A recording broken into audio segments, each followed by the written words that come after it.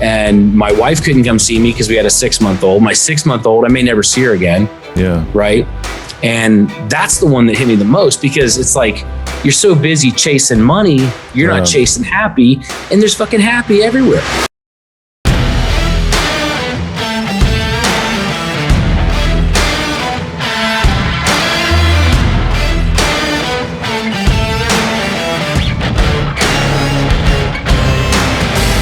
What's shaking? Welcome back to All In. My guest today is just an amazing human being, somebody I've known for a few years, and also the largest licensee for Major League Baseball. It's incredible. Kris Dehnert, welcome, brother. What's happening, man? Thanks for having me out. Dude, it's good to have you on. Yeah. We were talking a little bit last week when we saw each other in person, and you're doing some amazing things, man. I mean, just incredible. We're having a lot of fun. We're having a lot of fun, that's for sure. And amazing things tend to happen when you're having fun, right? I think that's the case usually. Yeah, exactly. Amazing and some troublesome things sometimes when you're having fun, right? Oh, yeah. Yeah, that's what makes it fun. Anyways, dude, so I started this off, like giving you props about the largest, because I found this out last week when we were talking, the largest MLB licensee, right?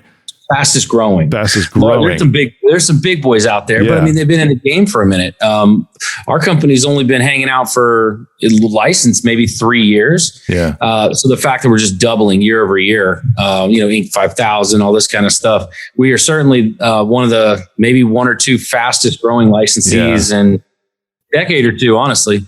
I gotcha. I think we got some, I'm going to hold on one sec. We'll edit this part out. Hey guys, you got the music on loop. There we go. It's a good thing this isn't live, right? That's why you record it. Well, if it is, yeah. No, I got a top-notch team that's here, man. It's just awesome. They rock it, the whole world. So you're the fastest growing licensee in Major League Baseball. That's pretty badass. Did you ever think you'd be there, dude? I mean, because I met you a couple years ago, and it seemed like you were just like getting started a few years back, right? Yeah, I mean, I always think I'm going to get there, right? That's just part of what it is. Like without that kind of vision and the kind of grit, and I know I'm gritty, and I know I'm hardworking, and I know I don't make excuses. So I always anticipate getting there. Was that a specific goal? No, I didn't even know that was a thing. But I knew I was going to be the best in the world at what we were doing, and we did that in short order, and we haven't slowed down. And usually the things that come along with that are, those type of accolades. Yeah, right on, man. I appreciate your heart too, because last week, I saw photos of your daughters, your wife, and you said, "This is what I live for. This is why I do what I do." Yeah. How old are your girls now? I have a 2 and a 7. Nice. Yeah. My wife and I, we've been together 17 years and married for nearly 10. We're coming up on 10 pretty soon. That's cool, brother. I dig that. How did she feel when you started this whole thing? Well, so you got, like I said, and the reason I bring up how long we've been together is because it puts things into perspective, right? Yeah. So she's known me. So I used to open Gold's gyms for a living, and then I was real estate, and I was this, Dugout's my 8th company. A lot of people don't know that because they're just focused on what you're doing now, right? But she's kind of been through this roller coaster with me. Make $1 million, lose 2, make 2, lose 1. It's just this chaos, and she's not from her family's not like that. Most families aren't like that. Yeah. And, so it's a little stressful at times for her, but I think every day and every minute that she's around me, she's like, well, this crazy son of a bitch, he's going to do it. Like, I don't know how or whatever, but I know he's going to get it done. So when I started this, she has always been a supporter. Now, Randall, my partner, this is his baby. This is the first time he's ever had a venture, right? Oh, wow. So it was more about getting him to believe in like what we were doing, right? So when he could see Alexis and he saw some of the other people around me, they're like, I don't know how he's going to do it, but he's going to do it. And it was really kind of took some of the guards down, but she's been through the ringer, bro. So by now she's like believed in me pretty hard. That's pretty cool. And you've got that backstory too, because I share the same. You fall on your face so much that you know that you can absolutely get back up again, regardless of whatever's going to hit you. And that's really the confidence builder that happens, no matter how hard you fall, because I think that at some point in my life, hopefully not, but in a different area that I'll fall harder than I ever have, but maybe in a different topic or something like that, because it's something new that I'm venturing into. Yeah. Well, it's either experience or being naive. Those are the two things that have a lot of confidence. I like the second one a lot, man. Sure. I lean on it. I'm too dumb to be scared. I'm too dumb to be scared. Right. And, I don't even know. I have nothing anyway. What am I going to lose? Right. So, so just being naive can build confidence. And then once you realize what you're capable of, the experience, the expansion of a balloon, right? It never goes back to where it started. And that's kind of what we are. And at this point, we're just stretched out rubber. Like we can bend and move in ways that many can't even fathom. And when you have that kind of flexibility and versatility, you can go a long way. Failure is like entrepreneurial yoga. How about that? Oh, yeah. Without a doubt, dude. Yeah. And you learn more, right? Like you learn more when you fail than you ever do when you succeed. So, and I tell people that because I do consulting and stuff, and they're like, oh, I've never had a loss before. I was like, well, you're full of shit, or you haven't tried hard enough. Oh, right. That's really what it comes down to. Because losing and failing, like that's really when you learn a lot about yourself. And your capabilities. Yeah, for sure. Let's talk about your failures a little bit, shall we? Because you've got Sure. this in your bio. I love this. It says you literally were fired from every except one job you ever had because you insisted on doing it your way. First, what's the one that you weren't fired from? Gold's Gym. I had a guy, Dave Guernsey. I always give him props. He was one of my first mentors, whether he tried to be or not. And he opened a gym. He had an aerospace engineering degree from UF. So he had a whole different path for himself. And he got there and he's like, what? I'm not doing that. I'm going to open gyms. And he's been very successful with it. And I was this kid that came in that had wild ideas. I was 21 and I had like 40, 50 employees at 21, 22 years old, all of them older than me, some significantly older than me. But I had these new ideas, and there was this new website that came out called Facebook, and here's how we're going to leverage it. And, I was always just dreaming and doing. And man, I hit levels that had never been seen before, 150, 160 memberships a day. On some of these promotions we were doing. I was bringing dump trucks into the gym and dumping dirt and sand and building beaches. And we do like luau's and just real crazy shit, And what it did is it created him, and with all that he brought to the table, we created this atmosphere that was award-winning, nationally award-winning clubs. And so he's like, again, I don't know how this kid's going to do it, but he's going to come up with something that's going to work. Right. And so that's the one I didn't. And I was texting with him yesterday. I was at the gym today. He believed in me. Right. Still does. Huge fan of mine, which is awesome. That's awesome, brother. That's important, isn't it? Because even with the ventures that I'm going through, does it ever surprise you when you look around at the people that surround you, like, wow, they actually believe in me?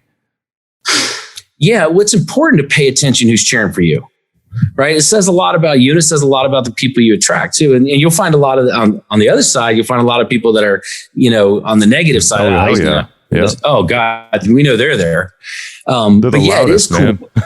They are the loudest, but they're the least relevant. And what's needed, like what you said, is like the people that are cheering for you, they're there. And it's motivating because there's down days, there's shitty days where you just feel like this is too much, I can't handle. And that's when you got to lean into your support systems. And a lot of times those people, especially the ones that are being verbal. So if you see people, whoever's listening, if you see people doing good, like cheer for them. Yeah. Right. There's it's so much abundance out there. Like cheer for these people. They need it. They might be there for you when you need it. Right on. What was one of those low times, brother, that you had where you had to lean on those people? When I had a few back-to-back losses, all six figures, and it felt like all what I just like really grinded to get, and I felt like I couldn't miss. Right, I think that was even my password in all my shit. Right, like kid can't miss. Right, whatever. But then I did, and I did again. I stopped, and I was like, all that money I just saved up is just burnt. I just thrown it in the fireplace, but it kept warming. But it was leaning into those people. And, I made a few phone calls and I said, hey, look, shit went sideways. I need like 10 grand. 10 grand. Somebody just threw 10 grand at me just so I can handle some stuff. Yeah. Or when I got super sick, which is a story I don't go into very often, I was shutting down businesses. I was shutting down relationships. I was shutting off people because I wasn't going to die letting them think I still like them, or I was, you know what I mean? Like you were going through some really tough stuff in your head.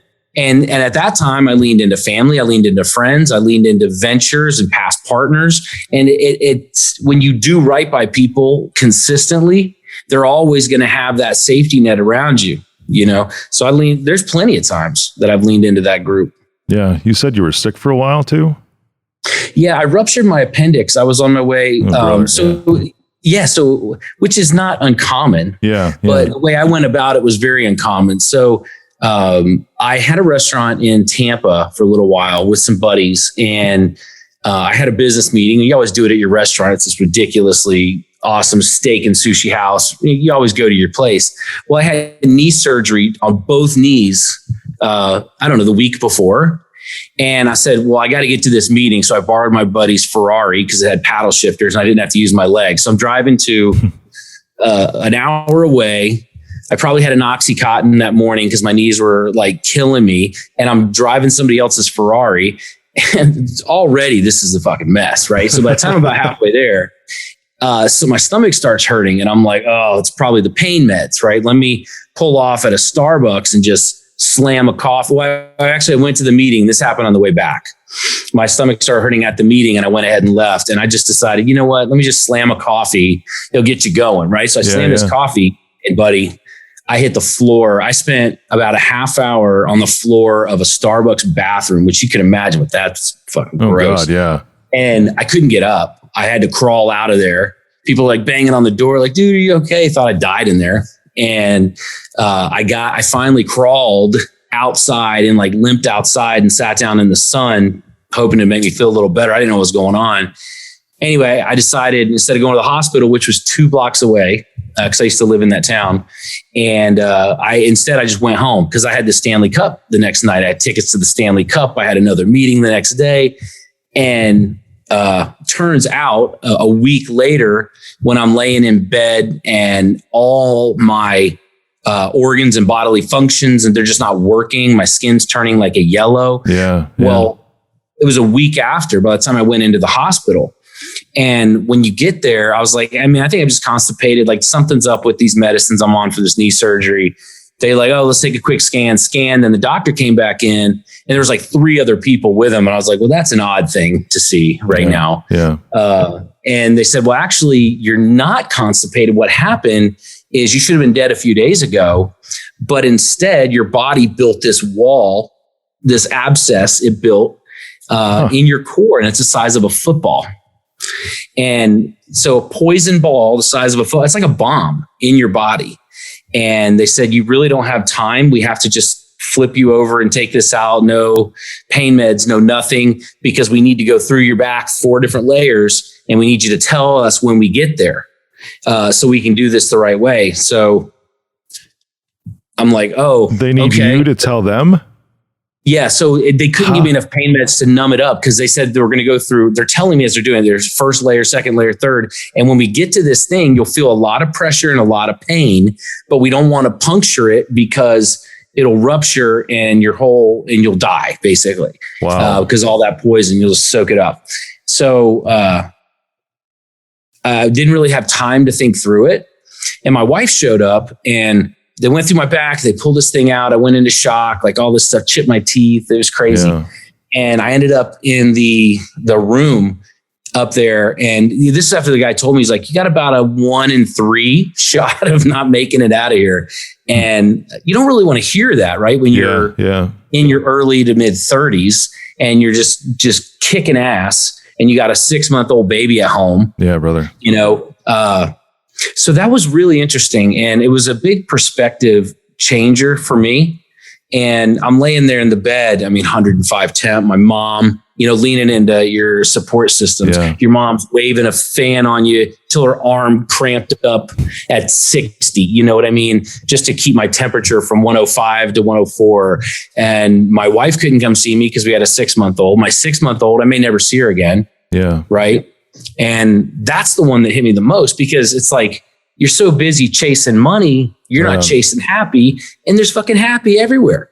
So that was a real big shift for me. And it allowed me to really dive in deep, and be very specific on the types of deals I do and the people I deal with.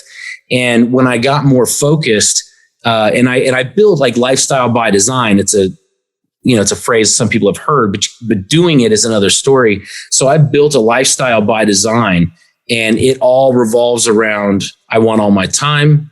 I want experiences. I collect memories, not things, like that kind of stuff. Each one of these are things, but it represents a memory and something badass that I got to do with Pete Rose or Mariano Rivera or whatever.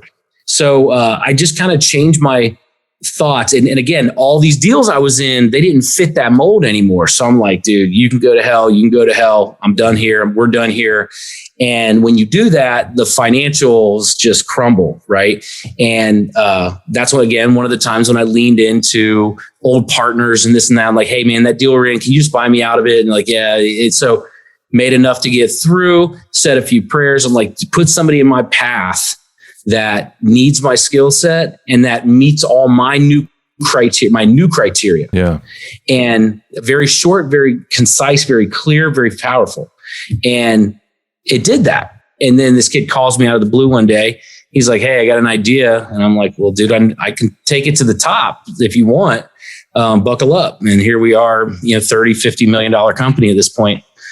Depends on who you're asking, right? Yeah, for sure, man. Thanks for sharing so much, man, and being vulnerable with that too, because it's a perspective changer. I went through a lot of health stuff years back too, and that's what really kind of shifted things for me, because I was focused on, it wasn't necessarily money, but it was like you ask yourself the questions like, what am I even doing here? Mm-hmm. As I look back at things, it's like I've got amazing kids, I've got an incredible family, and why am I even on this earth?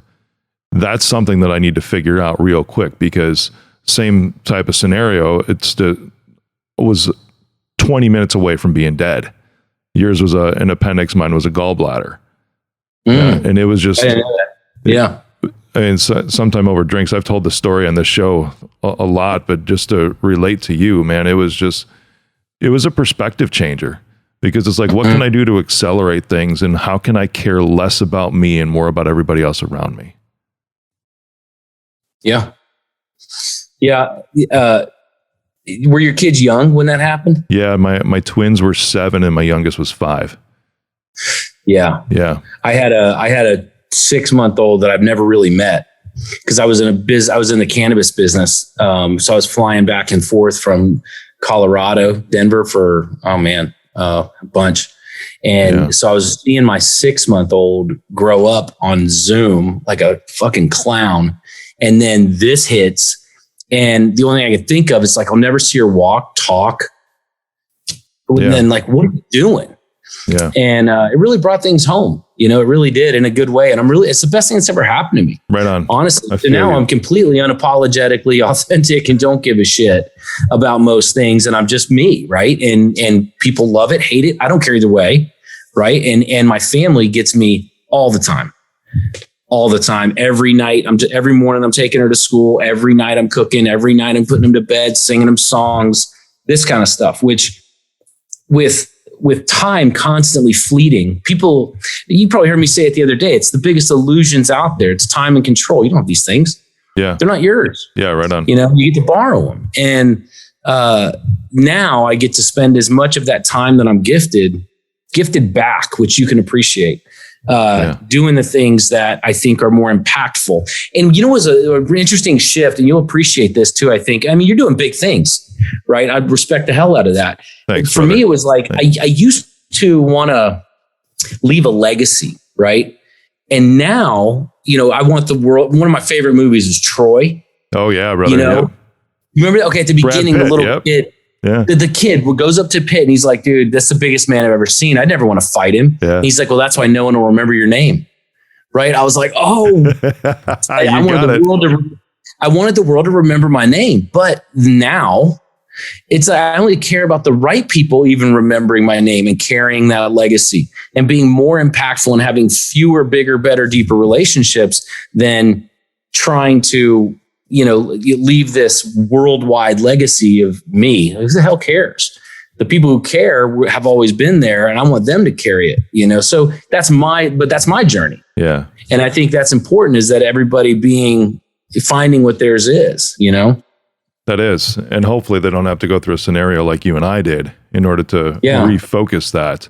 Because that's if they do, learn from it. Yeah, right on. Right. People go through that and they go right back to what they were used to because of fear. Yeah, that's true. Yeah, for sure. Because it'll be like, okay, how can I insulate myself even more at this point? And that's the wrong way to look at it. That's the same thing that's happened even, prior to all this stupid shit 2 years ago is the same thing. You saw a lot of people like, how do I insulate myself more? How do I insulate myself more from the bad instead of chasing after more of the good? Yeah. Well, light gets rid of the dark. You got that right. The whole code, I feel so sad for the people who spent their last year or their last 2 years, because for many, many, many people, COVID or not, regardless on what they say, those were their last 2 years, and you spent it in a freaking hole away from people who you actually cared about. Yeah. How sad is that? Yeah, right on. Right? I feel you on that one, man. You got to expand. You don't contract. Like, you don't grow contracting. Yeah. Dude, we've known each other for a few years, and I feel like I'm just starting to get to know you now, which is really cool. I'm glad we're doing this today, man. I know, me too, man. We got a big circle, and we do. I think what happens is when people are authentic and genuine, the right people will gravitate towards them. Sometimes it's quick, sometimes it's not, but as long as it happens, that's all that matters to me.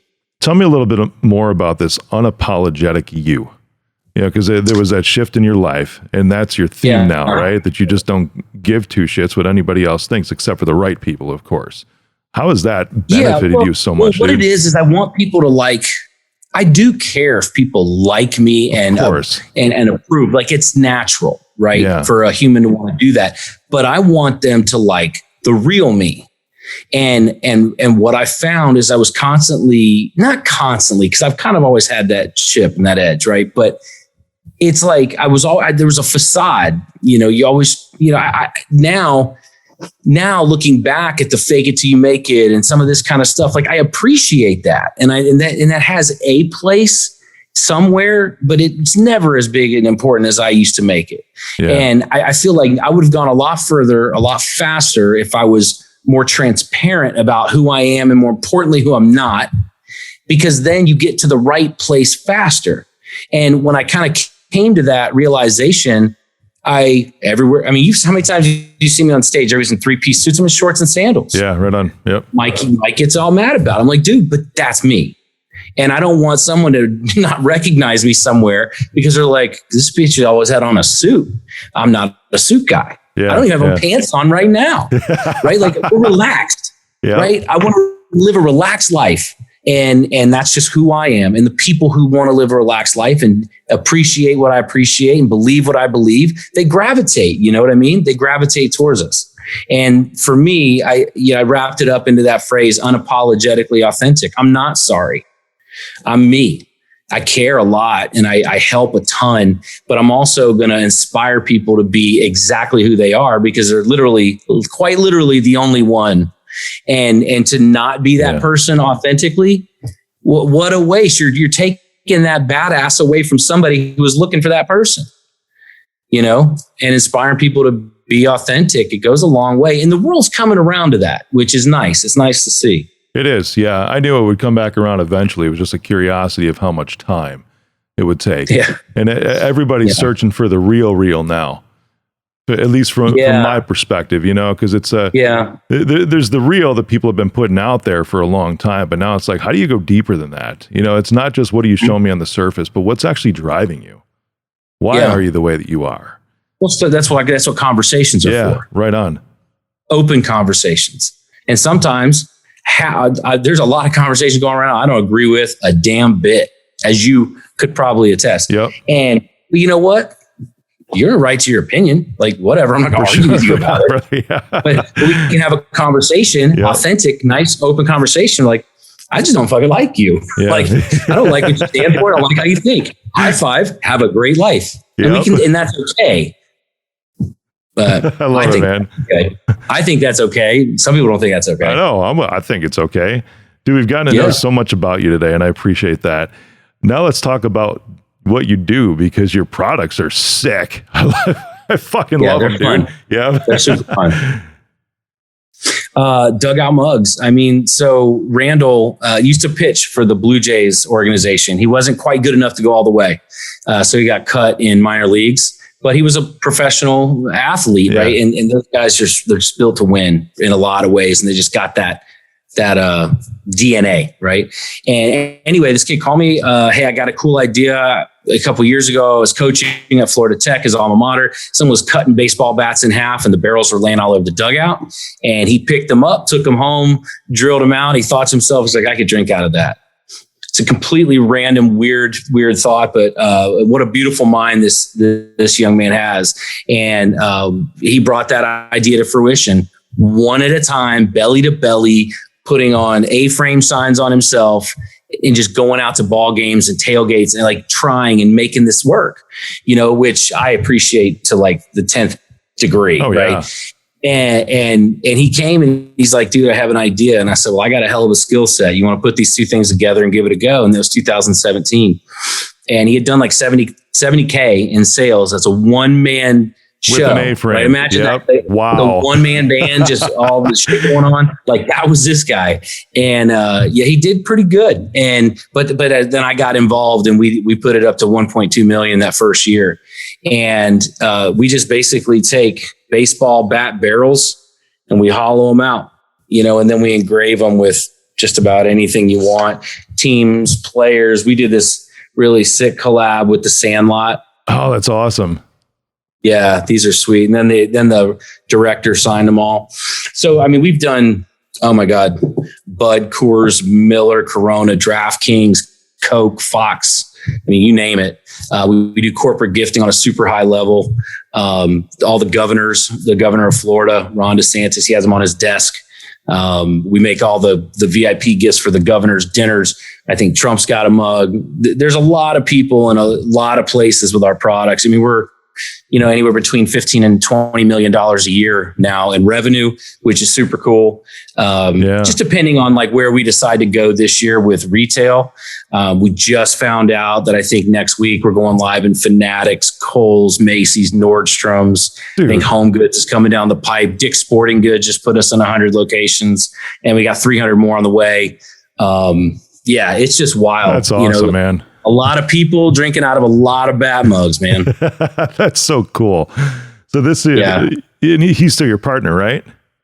Oh yeah. Randall, he and I are going to take this thing to the finish line. We're going to take it a long way. What we say is we're going to build it to sell it. And then we'll decide if we want to, because it's a lot of fun. Like every single mug you see behind me here, it's Pete Rose and Ken Griffey Jr. and Barry Larkin and Mariano Rivera and Pudge Rodriguez. These are guys that I'm golfing with or going to events with, and we're making these custom pieces, and it's just nuts. So it's going to be really hard to walk away from something that is just pumping out money and a ton of fun with almost no involvement from me anymore, because we built a badass team around. Yeah. So that's going to be hard to walk away from, but I will. That's interesting, man. Yeah, because but you will. I like that. It's going to be hard, but I will. There's always because a point. I know where true north is. Yeah. It's not the money, it's the happy. Right. And I can do a lot of happy with a lot of money. And I can show I don't have to teach my kids Spanish. Like my 7-year-old's learning Mandarin and my wife's half Mexican. So we speak Spanish around here a bit. So my daughter's going to know 3 languages by the time she's like 8. That's right. Awesome. So let's go. You want to learn about Spain? Let's go. Yeah. You want to see what Italian's like? Italian food on a cliffside, let's just go. Right. And experience this world, because we don't have a lot of time and we don't have a lot of control of what happens to us. We can only control what we do after it happens. Right. So I want to take these opportunities and just capture the shit out of them. And I can do that with a lot of money. You can help more people with a lot of money. You got it. You can capture more experiences with a lot of money. Right. Money's not a bad thing. Oh, hell no. It's one of the best things. I always say that it's a tool, man. Yeah. That's all it is. I love that too, because you can buy a whole lot of happy with money, though. Yeah. A whole lot of happy with a whole lot of money. Now, listen, one of the other things too is money is one of the most common things. And so I think when people put it on a pedestal, yeah, dude, it gets fucked up, right? Like what it's about is, I mean, dollars, yen, Canadian dollars, euros, Bitcoin, Litecoin. There's 80 or 90 top cryptos. Yeah. I mean, barter currency is common, right? So to make that like the goal, the destination, I think that's backwards. I think that's more of a result of doing happy consistently and doing something that you're good at and finding that one core competency, your power zone, and just doing the hell out of it. What's going to happen is you're going to have fun. You're going to be successful. You're going to inspire other people. And then you're going to turn around and have a $30 million mug company.